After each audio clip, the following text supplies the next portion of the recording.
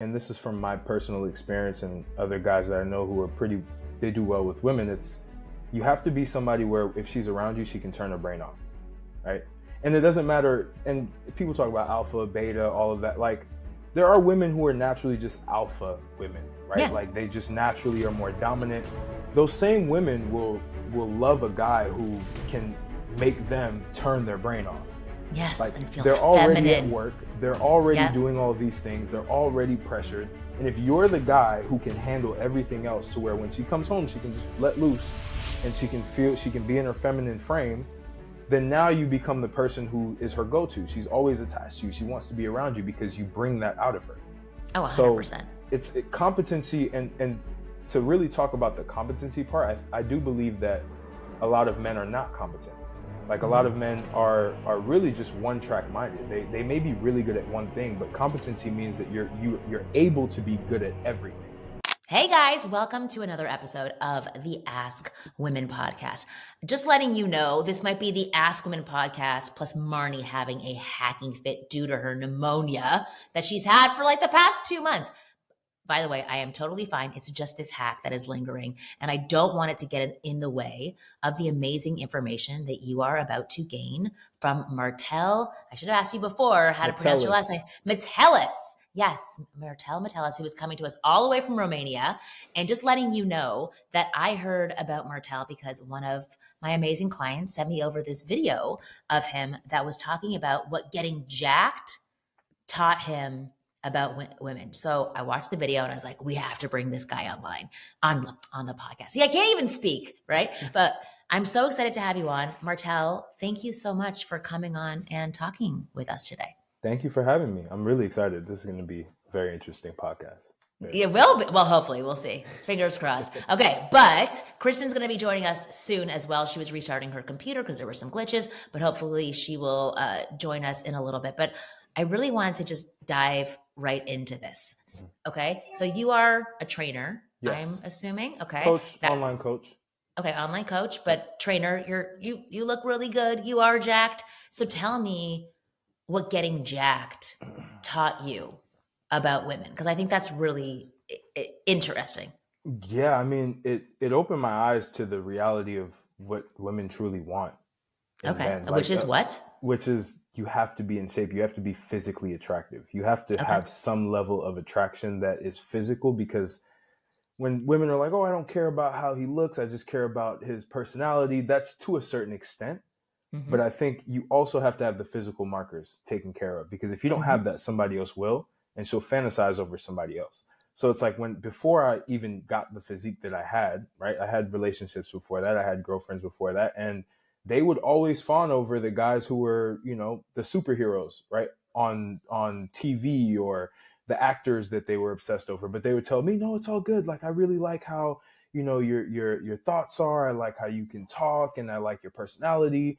And then the guys that they would go for after me would be guys who were way bigger than me, way stronger than me, and had just a masculine essence to them, right? Okay. Physically. So it just taught me that, one, you have to have the physical characteristics. Two, you cannot listen to what women say. You have to watch what they do. That's a big thing. But tell me more about this in your experience, because you're saying you were with these women, right? So what shifted about you once you got jacked? Like, did you become more masculine? 100%. Did your person? Okay, but then I wanna make note of this, because you've identified that it's getting physically fit that creates more attraction. But really, now what we're diving into is that there were other things that became better and more attractive once you got more fit. So tell me more about that. Like, in the process of getting more fit, what else began to improve? My self-confidence in who I am as a person, right? Okay. Like, when I would talk to women, and just when I became single, right? I didn't put them on a pedestal as I used to, because when I wasn't jacked, when I was a scrawny kid or scrawny guy who was just, and this was probably around my college time too. So I was getting a lot of conversations with women. I had a lot of women around that I could talk to. And a lot of the times I would put them on a pedestal. Oh, she's really hot. Or like, oh, she's this amazing person. But then once I started developing my physique, and some people may say it's narcissism, but I think having healthy narcissism is good. because No, but you were just seeing yourself as the prize as well. Whereas before, exactly. because you weren't physically fit, you didn't feel that you were on par with these women. So what I'm hearing is there was a mind shift, Mindset right? shift, A big mindset time. shift. Yeah, yeah. The Yeah. But mindset so, shift. Go for it. yeah. No, go on, please. The mindset shift was everything because for me, I started really just seeing them as normal people. I saw them either on my level or sometimes I saw myself, I'm not going to lie, above to a certain extent because some of the women weren't even in shape. They weren't going to the gym. They weren't doing anything. And I was the one who was disciplined. So I knew for a fact I brought something to the table that they may not have had and they don't even have it themselves. And so I almost was portrayed as a leader to a lot of the women, right? They looked up to me. And I believe women like to look up to men. They don't want to Absolutely. see you either as an equal or as less than. And if Mm-hmm. they do want that, it's because they're settling at the end of the day. Mm-hmm. They've already, went around and they've been with a lot of different guys and you're the one guy Like, that I'll take this. I'll take this one for now, right? Yeah. So Yeah. for me, it just leveled up my confidence in general. Talking to women was not a problem. It never necessarily was a problem before, but there was some nervousness. And I know a lot of men suffer from, being nervous around women and not knowing what to say. When you get in shape, you don't need to really be in your head so much. You know what I mean? Well, but interesting. So let's try to maybe cross this over into other areas because for you, being physically fit was the thing that you focused on, right? The external that also led to an internal change for you. Yes.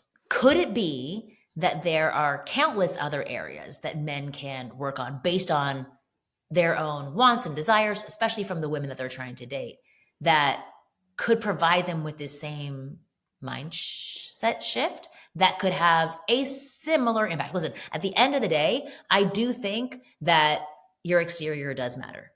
As much as people think, no, not as much as people think, but the exterior matters. How you put yourself together says a lot about you. If you go to the gym, if you take care of yourself, if you focus on health, like that says a lot about you as well. Right? So are there other things that maybe isn't important in your mind that men could also use as an outlet? Let's say it's academics, to still put them on a pedestal in their not in their own right, but in their own categories if they don't want to focus on physical fitness. Good question. I believe charisma is everything. Charisma is number one.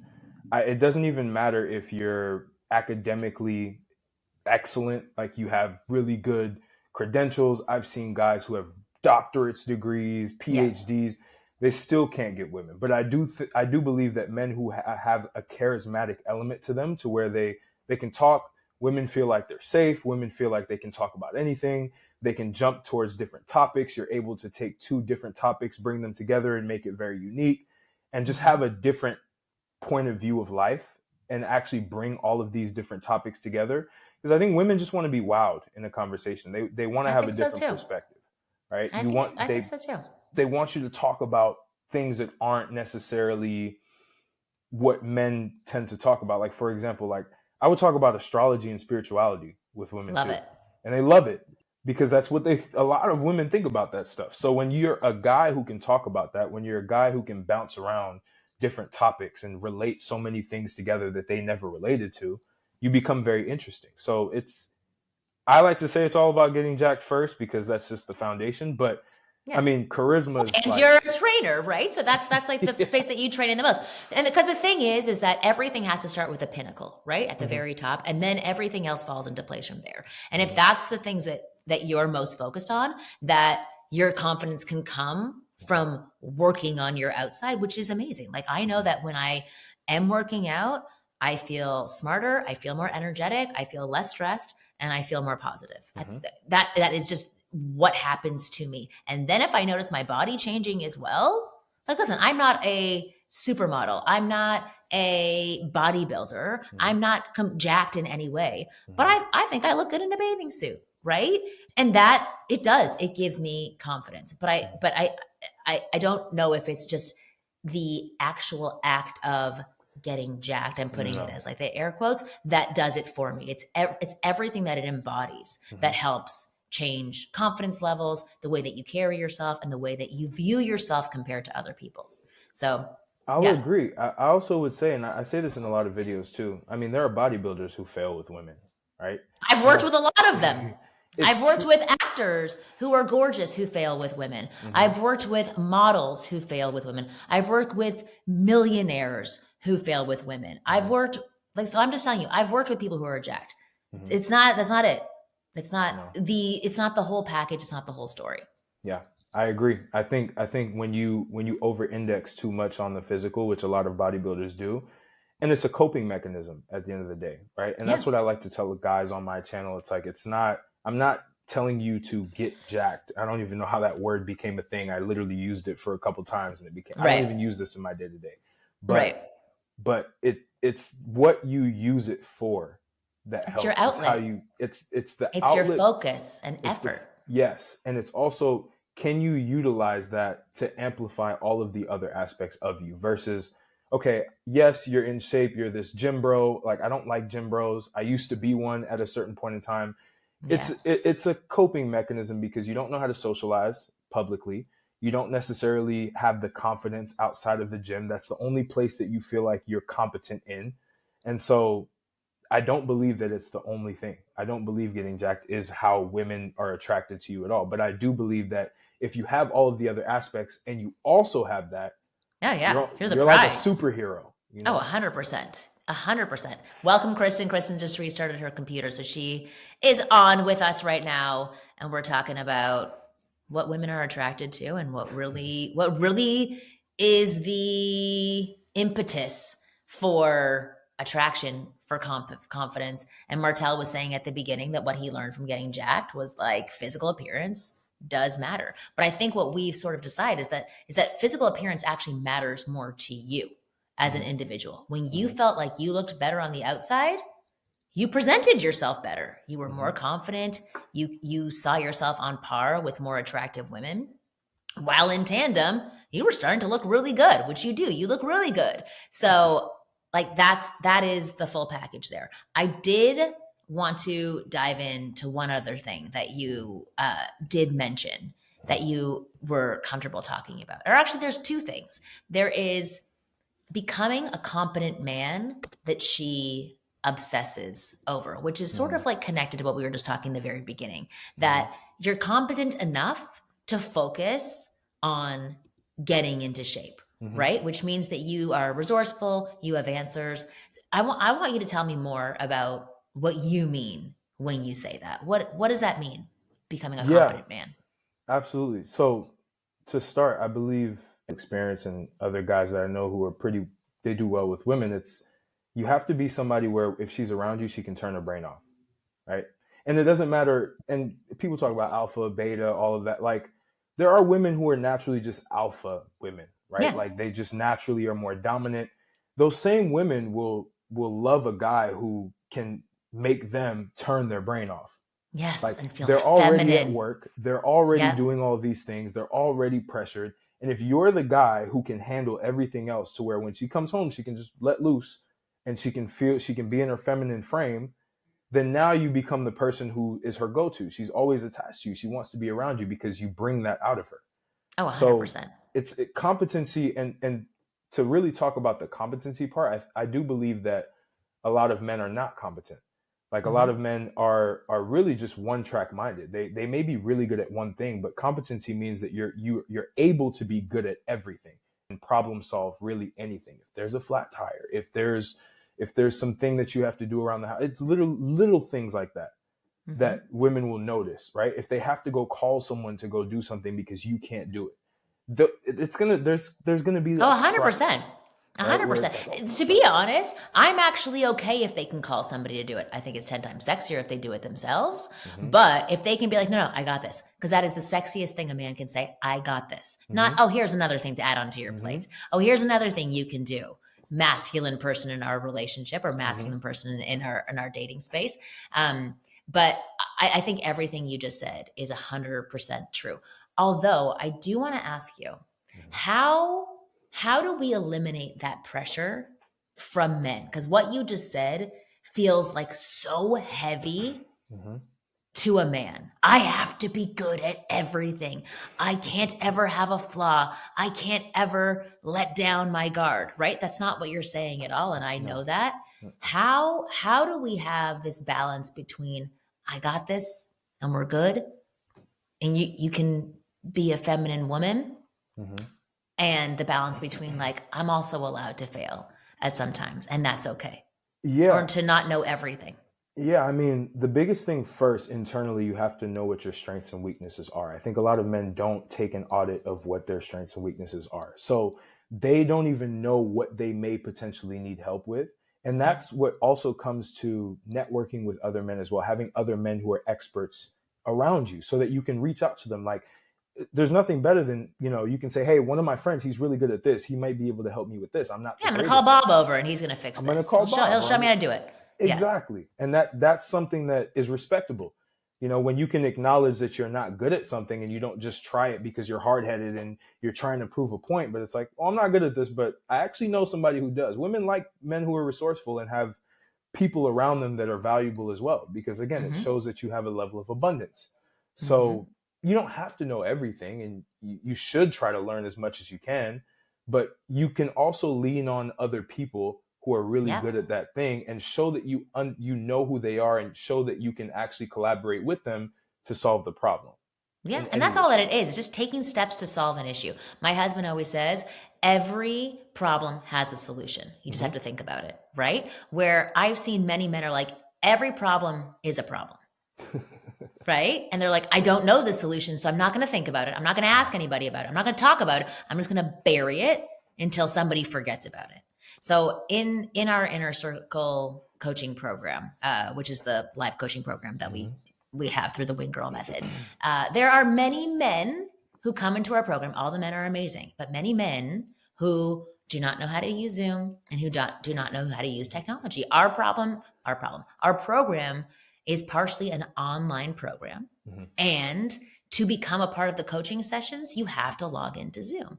And there's two categories of men in this smaller category of men who are not great with technology. One category of men leans on us and spends most of their coaching session talking about how to use Zoom versus talking about the things they actually want to be coached on.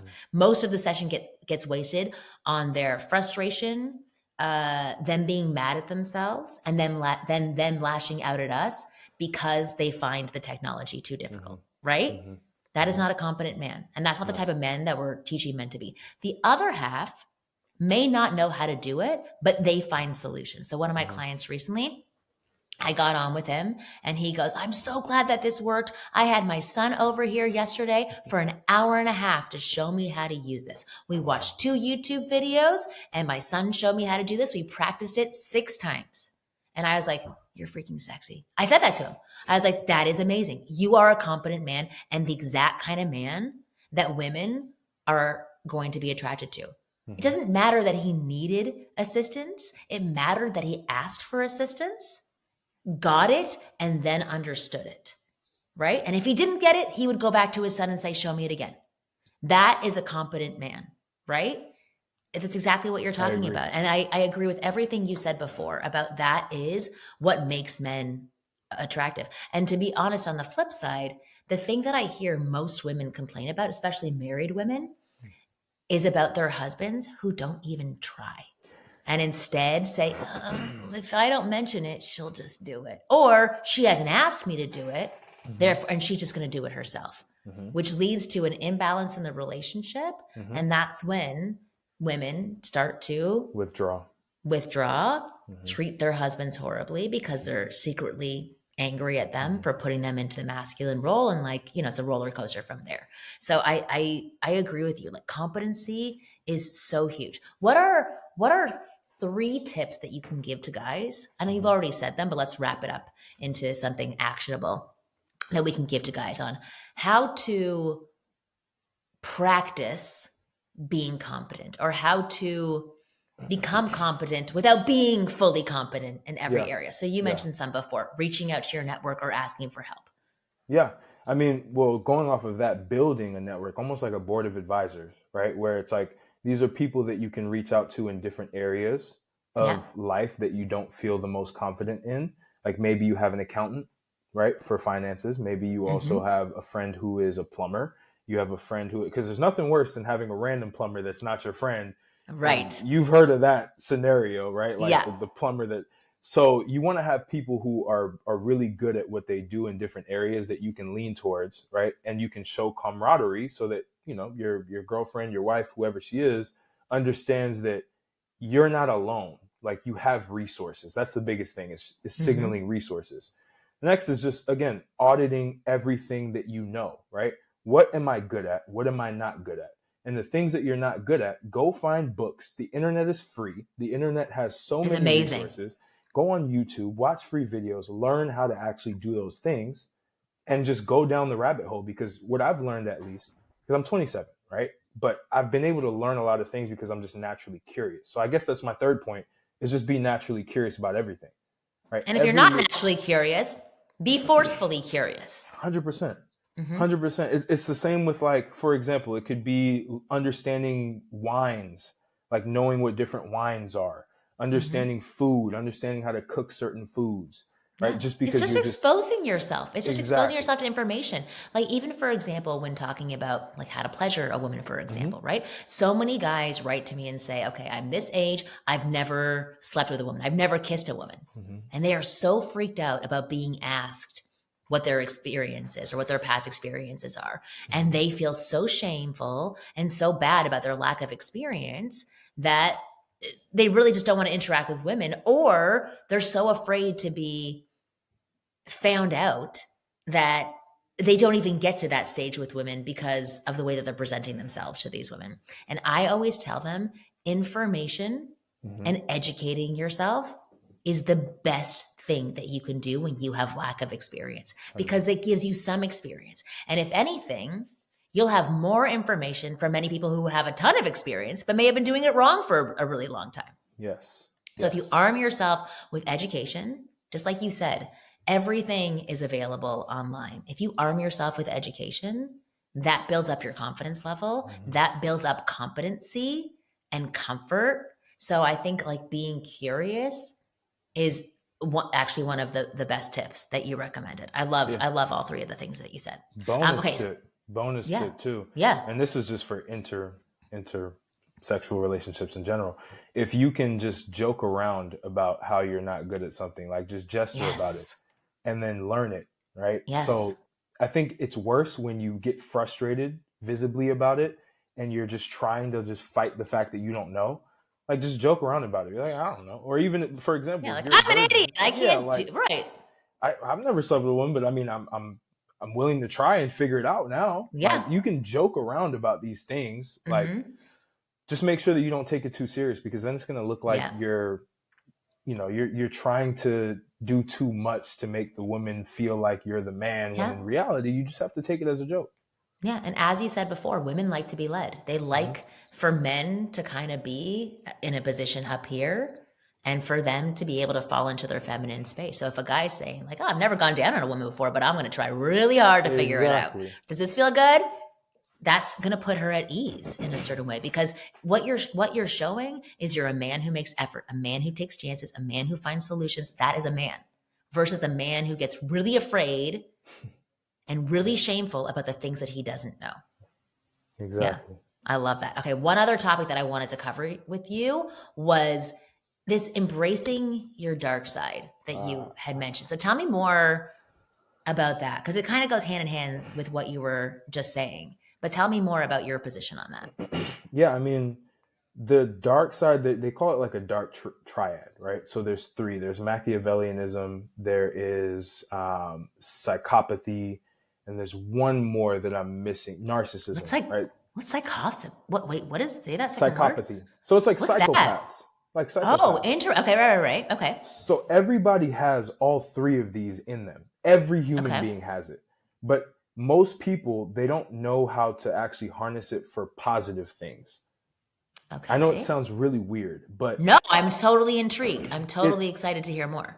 It's just interesting because the fact that people don't know that they have it inside of them, but they also downplay the people who exemplify like one area, like psychopaths, they're fully psychopaths, right? They take on that trait, they make it their personality, they bring it out of them, right? There's narcissists, they take on that trait, they embody it, that's them, right? And then there's all of these different types of people, but every human being has it. And the biggest thing that you can do, especially as a man, is you have to realize okay, I have all of these things in me. How can I use it to do good in the world? Because a psychopath uses psychopathy to do bad in the world, right? Psychopaths, for example, like they are less emotional, right? They're not necessarily in touch with their emotions. How can you Yeah. use that as a man, right? In business, you cannot be emotional in business, especially in Yeah. sales. You have to kind of be a psychopath in sales, because Yeah. if you get so emotional, you're probably going to lose the sale, right? Yeah. Or you're probably going to lose a business deal.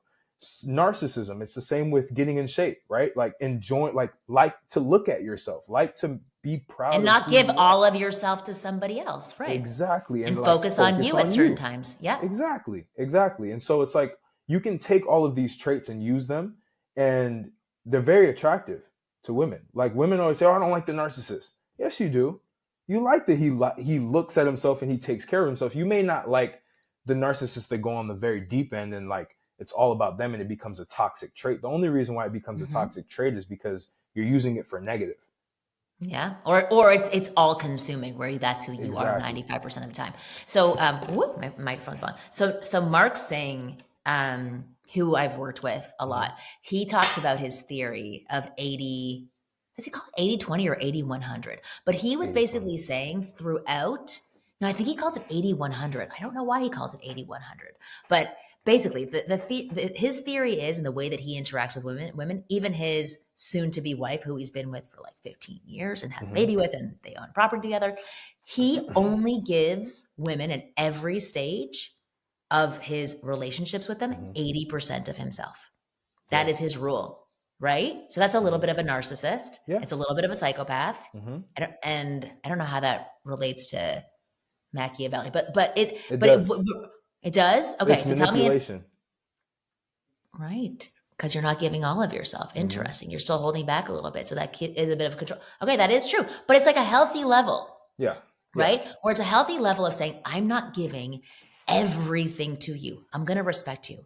I'm going to care for you. I'm definitely going to give to you and take care of you. But at the end of the day, I have to put myself first. Right? Sometimes we can be equal.